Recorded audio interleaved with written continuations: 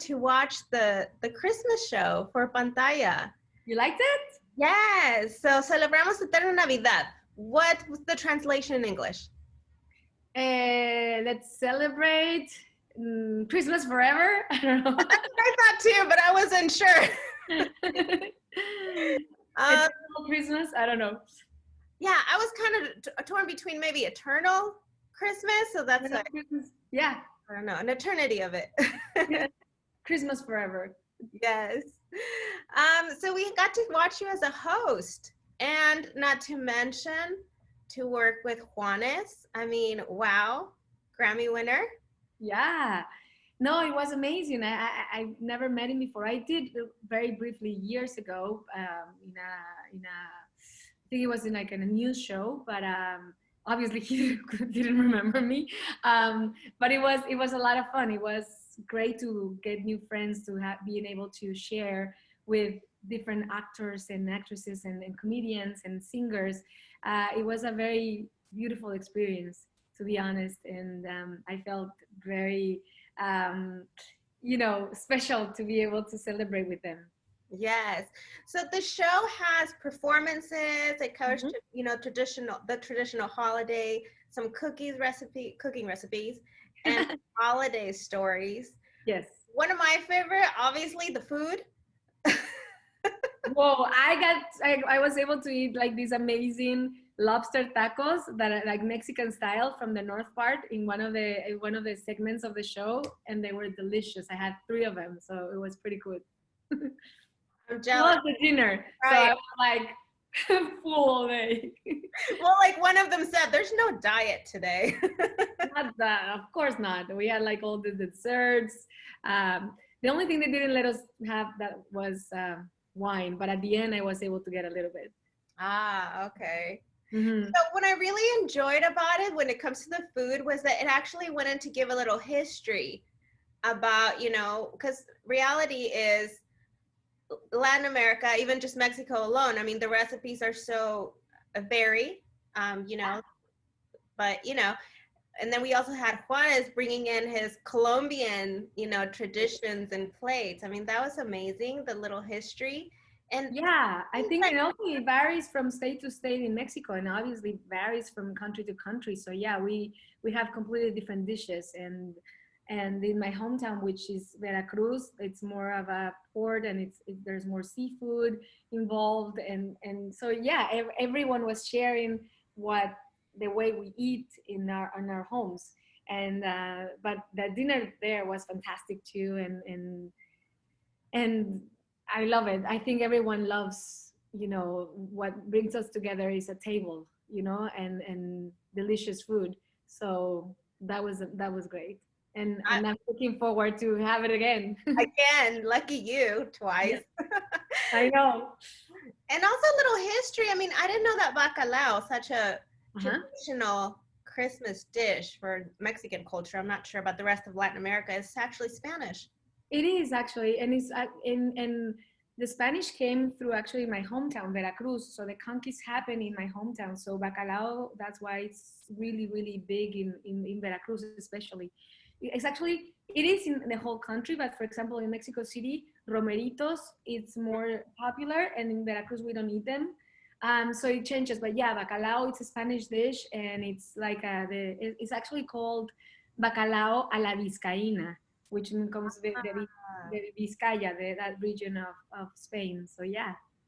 Yeah, that was quite interesting. I was like, oh, I'm learning something from buñuelos too. The buñuelos is a dessert from Spain too, that we took it from them. Oh. Mm-hmm. Okay, see, thank you. See, people are going to be learning also, getting a little educated as I did. Yeah. Obviously, with everything going on, you guys also cover, COVID, and at this point, with the holidays and giving thanks, you talk about those things that you now appreciate having to adapt with this new lifestyle that's began this year. So what would you say one of the things that you yourself now really value that maybe before we kind of like, sometimes we take for granted and didn't acknowledge how important it is? Oof, I think our freedom, to be honest, just to value the freedom of like you would just go to the airport, go anywhere, go to see your friend, go outside. So it feels a little bit like you have to think everything twice, and really plan and ask questions. And sometimes it's uncomfortable, to be asking, did you have the test? Are you healthy? Who have you seen the last few days? It's like all those things that are, now it's like, oh, we were in heaven last year, that we have to now deal with. And I hope when this is over, and or when this we can control this, we can really appreciate life in a different way, and get to hug each other more, and get to, you know that there's like actually the opposite, that is like now and a wave of touching and feeling, and instead of what's happening now, that we all want to reject each other, that we now need to really be touching all the time. I think we need to work on that as soon as this happens.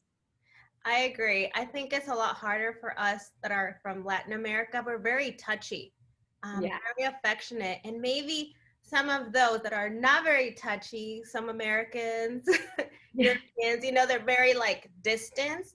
I hope that, maybe they kind of learn a little bit from this. Yeah, that's for me and for the kids, like, so especially for young kids, that they're growing up with this, so that they don't get used to, being far away, or having, your social life through a screen. Is really important to be aware of kids going and playing out with other kids, and not being on the phone and on Zoom meetings, and being doing school through a screen. Because I think what's most important about school is the interaction that you have with kids. Like, that's how you grow up, dealing with people, with different kids that maybe actually can bully you, and that prepares you for life. And just being home alone, it is going to be challenging for them in the future.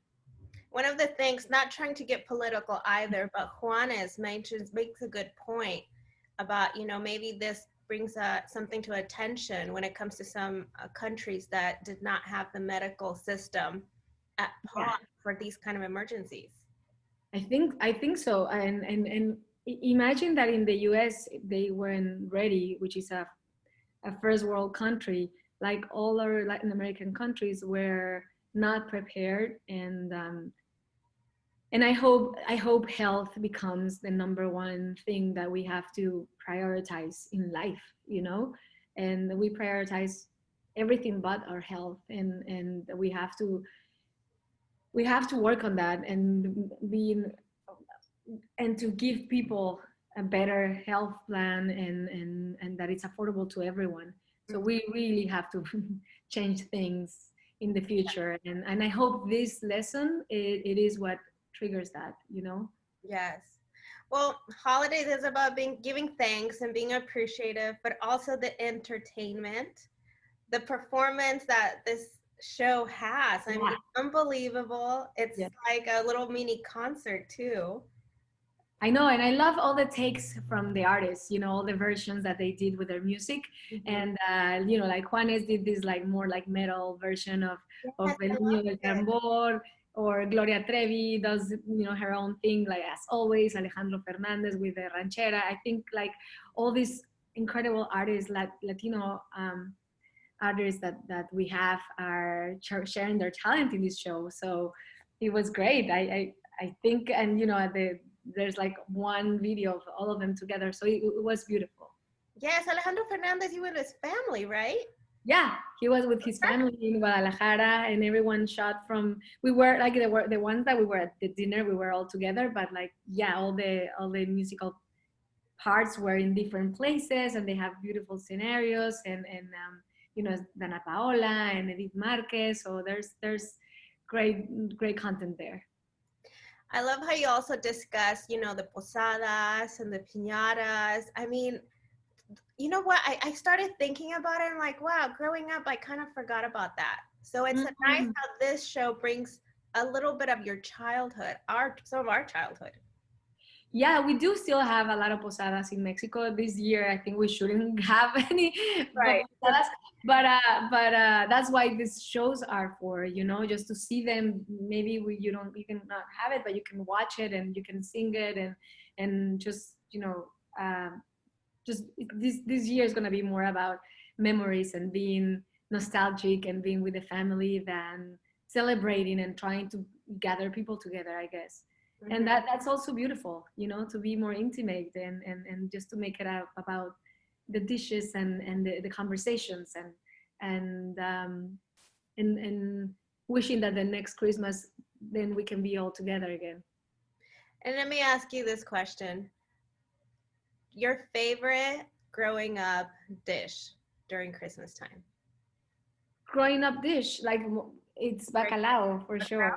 Bacalao, yes, and I love also buñuelos, the dessert, and but we have them like in Veracruz are different from Mexico City. In Mexico City they're like big, like round.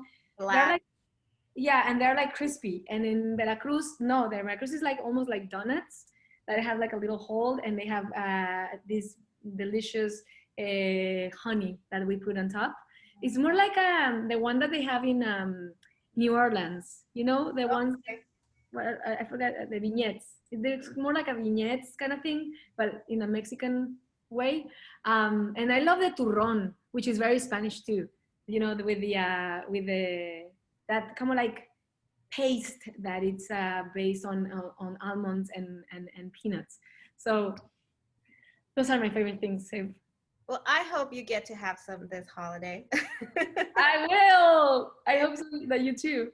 Thank you. Thank you so much for your time. Me hubiera gustado hacer esta entrevista en español, pero me dijeron que la tenía que hacer en inglés. No, bueno, Nancy, también está bien para practicar el inglés. ¿Y tu serie Ana, súper? Mi novio, que es un white boy, la vio y dice, ¿es mi hall pass? Ay. Y le digo, ajá, good luck. Qué increíble. ¿Cómo se llama tu novio? Jake. Jake, salúdamelo mucho. Ah, dale el saludo. Jake. Hola, Holpas. Gracias, le va a hacer el día. Muchas gracias, cuídate. Chao. Bye.